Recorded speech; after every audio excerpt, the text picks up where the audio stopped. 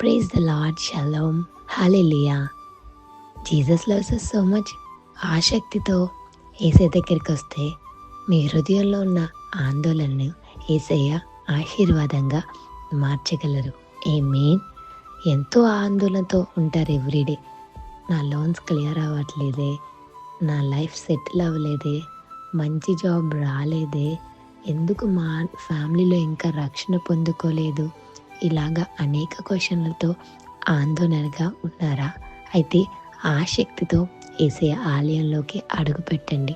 మీ ఆందోళన అంతా యేసయ్య ఆశీర్వాదంగా మారుస్తారు. ఆమేన్. మీకు ఎంత ఆసక్తి ఉందో ఎలా తెలుస్తుందో తెలుసా? ఎర్లీగా చర్చ్కి వెళ్తారు, చాలా ముందే ఉంటారు, ప్రేయర్లో ఇంకా ముందు ఉంటారు, మరి అన్ని సిద్ధపాటుతో ముందుకు వెళ్తూ ఉంటారు. అప్పుడే యేసయ్యలో మీకు ఆసక్తి ఉందని అర్థం.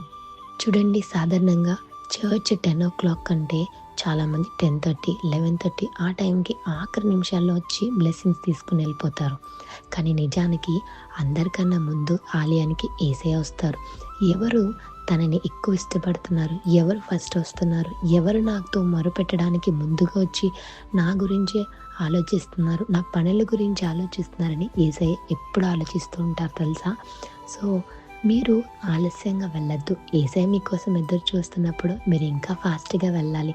చూడండి, మనకి ఇష్టమైన పర్సన్ ఎవరైనా పలానా ప్లేస్కి వస్తున్నాను అని చెప్తున్నప్పుడు వాళ్ళకన్నా వెళ్ళి ముందే ఉంటారు.